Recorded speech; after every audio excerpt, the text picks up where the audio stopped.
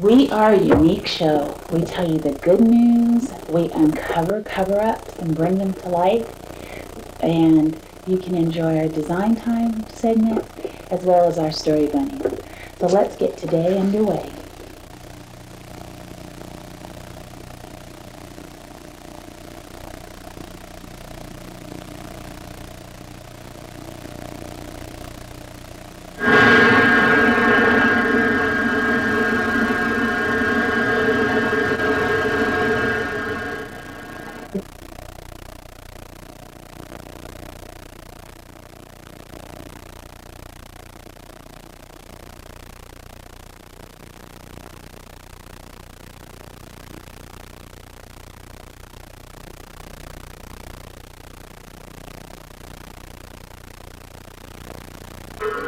This is Oakland, California. It's known for lots of things. Some people say there are a lot of crimes and a lot of drug dealers. But growing up here, I think I had a wrong view, like most of the country has of Oakland. But now, with the things I've seen, I know they are right. There are lots of crimes, and there are lots of drug dealers, but they're not who we think.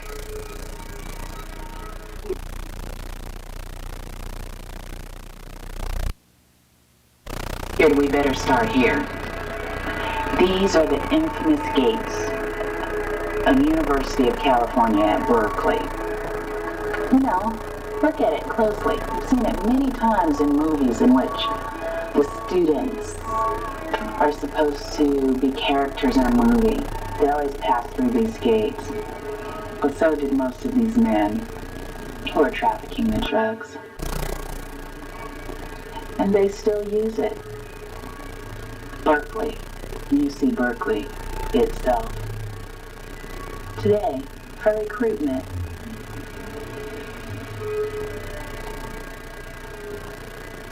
yes, that's what I'm saying. Right? How I know any of this? Well, in this picture, these are some of the drug dealers in Oakland. Actually, the two with the roses in the middle. One I married, the other is his brother. I never investigated if his brother had any part in this, so I definitely can attest to whether or not he is involved. Was there and he was recruited. Was that still going on? And had I met anyone that they recruited from there? And did they only recruit students there? And how did they go up to a student and say this? And then I remembered them and their drumming.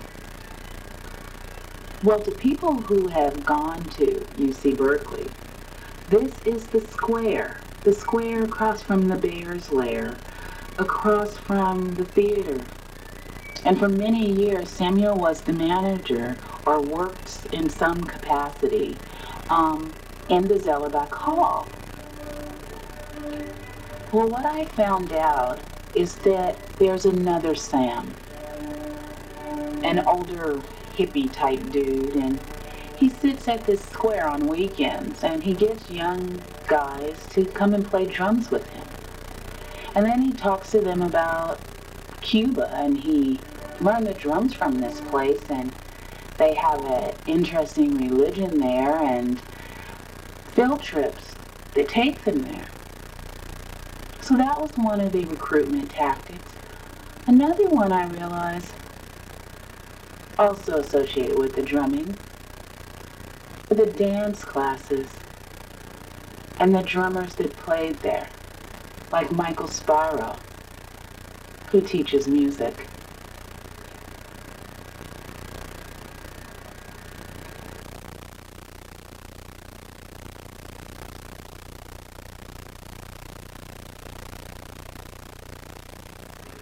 So as I thought about the trips, I realized that the students were also being contacts for communication.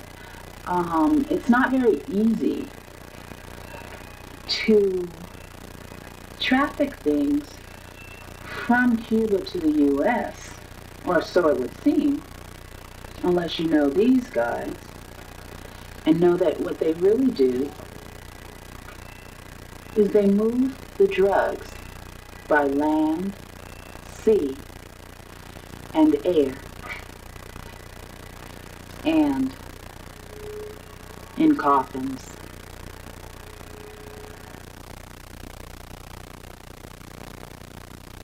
So I had to map the drug route. What is the route in which these people are able to move these drugs so quickly, so efficiently, and so easily?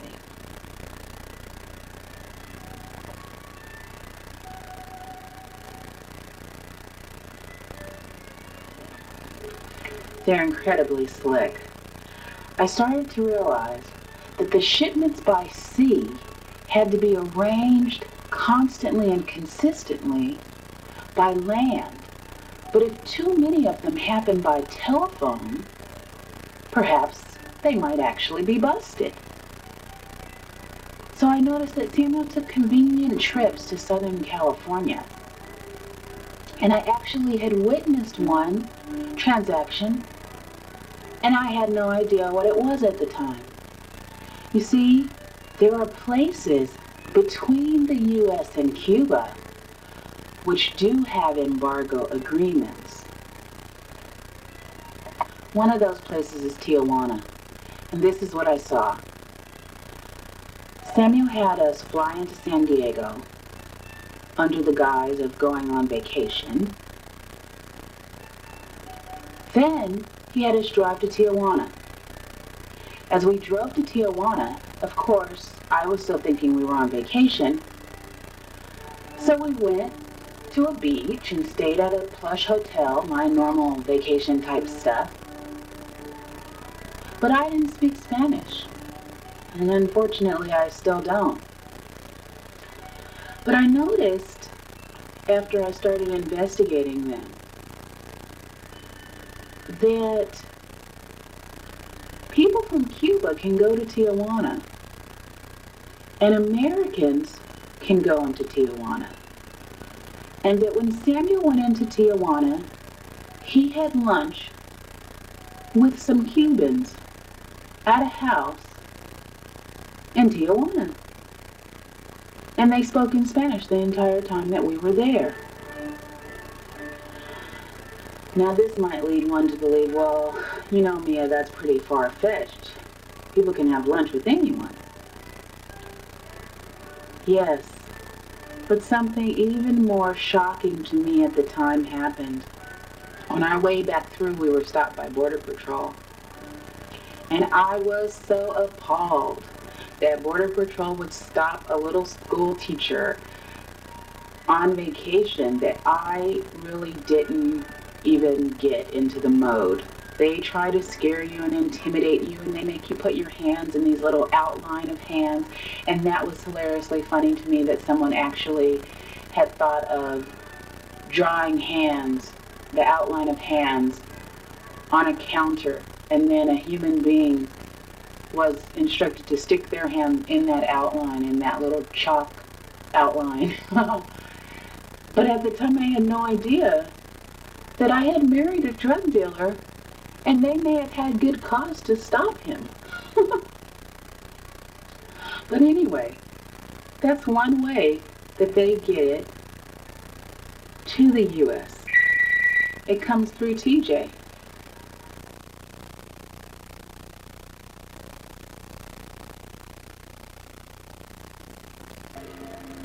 We must understand that that takes a lot of political clout.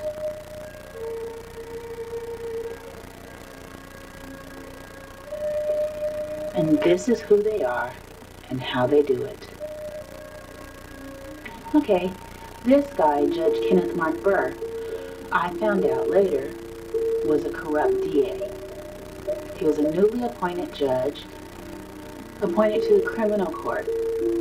His role as a corrupt DA was to prosecute on false evidence and hide actual evidence, which he did for many years, and insiders that used to work with him confirm that for me.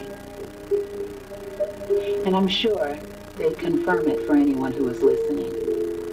But according to them, he's gotten away with so many crimes for so many years that they just gave up hope. I couldn't do that.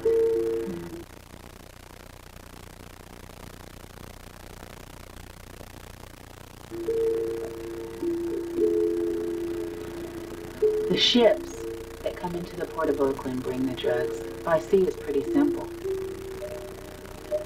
All that the understanding takes is to know there's a judge to make sure if someone does get caught, they get off scot-free. And if there's too much competition, they get prosecuted and sentenced unjustly and harshly. The other part of the Port of Oakland deliveries has to do with a man named Larry that is a part of the Oakland Police Department in the suits, as they call it. He's one of the suits there, and he makes sure that there are no officers present when those shipments come in. But the IRS might want to look into this.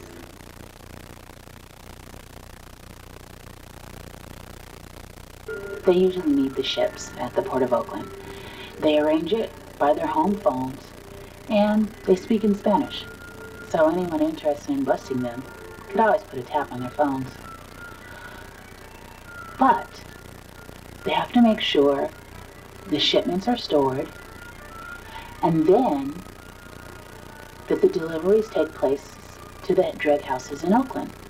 So they supply the houses, and the houses supply the streets.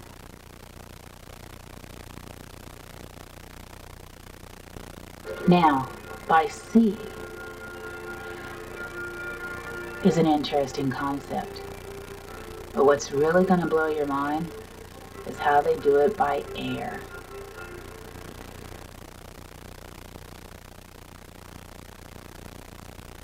So just to recap, I know this is a lot of shocking information. To make sure we haven't lost anyone, they move the drugs in and out of third world countries by using students on field trips and dance classes. Now, obviously, this is level 1 because they couldn't get as many drugs as they're trafficking into this country by only using students.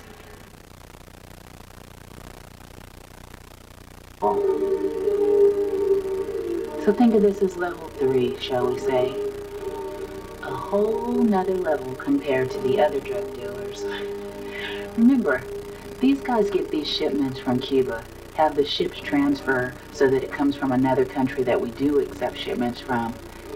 But by air, their whole black magic, devil worshipping thing that they got from Cuba called Palo Mayumbe, where they're known by Oakland police for having human remains and the homicide detectives saying they clean up after them. By air is brilliant in a sick, disgusting, criminal type of way.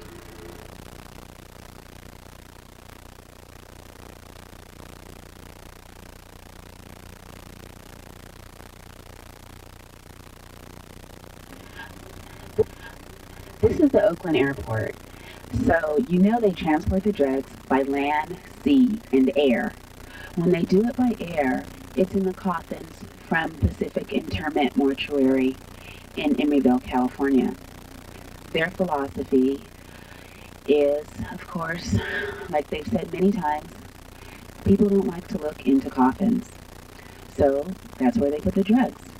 And then through the Oakland airport, which is also controlled by the Port of Oakland, where the shipments come by sea, they are able at Oakland Airport to fly empty coffins, meaning without a body but full of drugs, in and out of any place they need drugs to be in.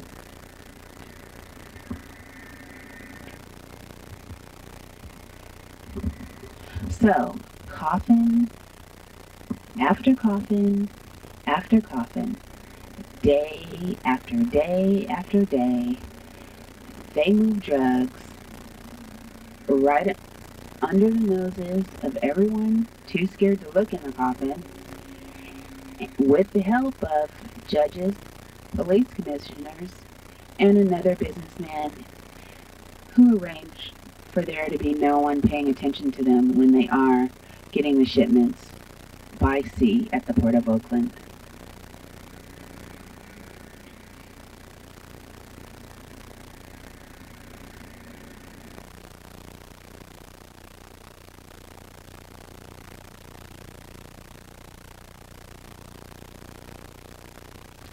So, coffin after coffin after coffin is what goes into the flights.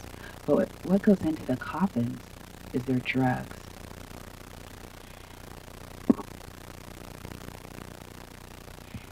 As you can see, coffins have all kinds of secret compartments now. They're not made so that drug dealers can disrespect the dead or include drug shipments along with your dead loved ones' bodies. If you're going to Pacific Internment Mortuary, there's always that possibility, as that's part of Francisco's part in the drug trade.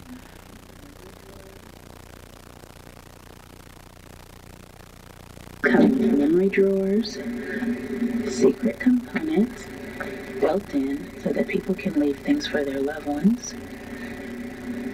And then they slide in and become part of the coffin and just look like the woodwork.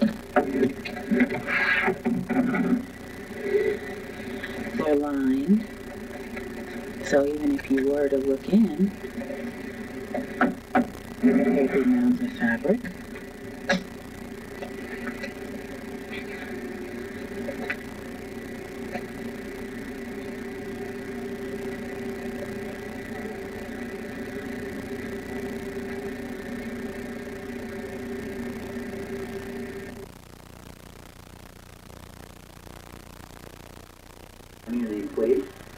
Now this clip provided shows right there a character you'd recognize, Samuel Drysdale. When these paletos clean themselves up or are not running around in the business world or killing things, what they do is they pose themselves as musicians. And that's his alias. Samuel Drysdale, drug dealer, what's your name? And his crew.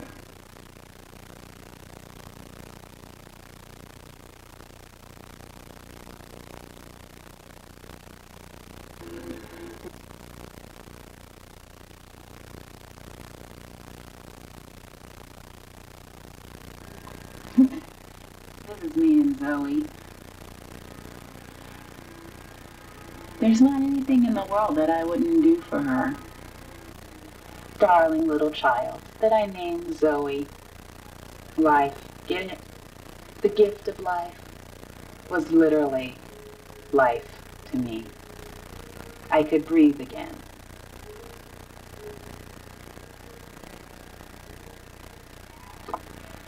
I grew, she grew, we grew together. We had fun. And then I learned that over the time of watching me being abused, she had learned that when her dad came home, sometimes we had to go. Sometimes we had to run. And by then, in the trunk of my Mercedes was a weekend's worth of clothes for the both of us, and a couple $100 in the trunk. Well, remember, I had saved over $17,000 in cash to buy the house and enact my insemination and nanny plan.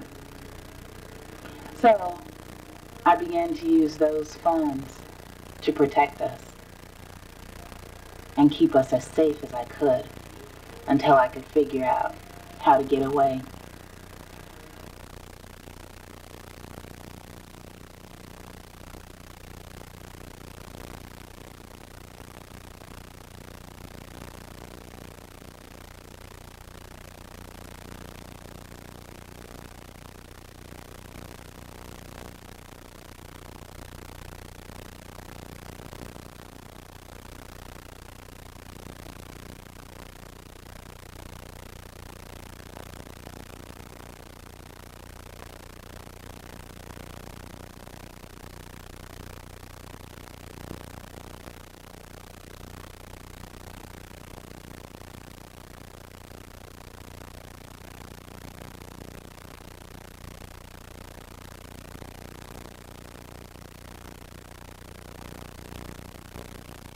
I was actually asked to do this show because of my own integrity and courage and personal life events. A couple years ago, my child was abducted. And at the time that she was abducted, there was no investigation, no efforts to try to recover her, and a whole lot of cover-up. And in the way that I have handled that, in the wake of waiting for her return, I have helped many, many, many women and children free of charge, because I feel that when something happens in your life, it happens for a reason. It happens so that you can take some time and make a positive difference in the world. Kind of make you have to step up to the plate. And I had all, my money and my Mercedes I paid cash for, and I kind of took care of him and me. And when my daughter came along, I took care of her too, financially.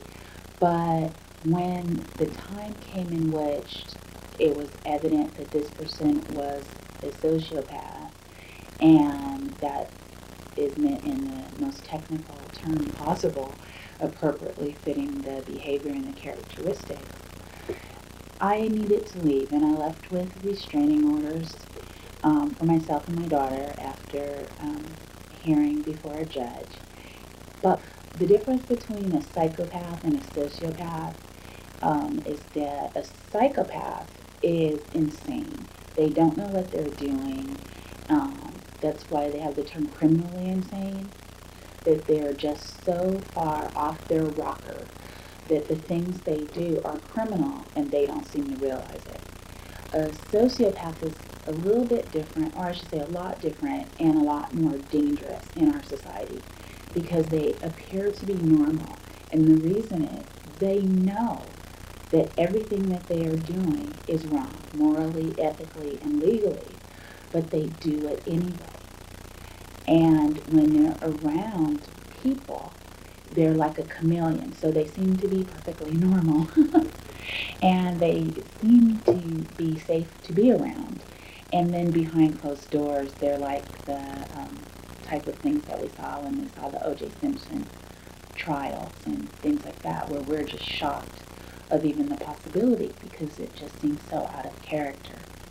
Well, what I've found in my research over the years, going through public records, speaking at seminars, doing workshops, talk, helping people one-on-one, is that it's kind of normal, and it's a trend in which the social norm of allowing women to be stalked, saying, oh, the guy just misses you. Oakland Police Department is very well known for doing this. They themselves actually put my life in jeopardy for 38 and a half months while some drug dealers were trying to kill me. You'll see, if local law enforcement is involved with a cover-up, what happens is they don't call the FBI. And because they are supposed to be the initiating agency, the FBI, the Amber Alerts, and no funding will actually help you. And so not only are they obstructing justice, they're violating our constitutional rights as Americans. So I get a lot of emails and I get a lot of phone calls because I spoke out. And not only that, I held the evidence and continued to pursue the matter and say, no, find my child, recover her, and bring her home.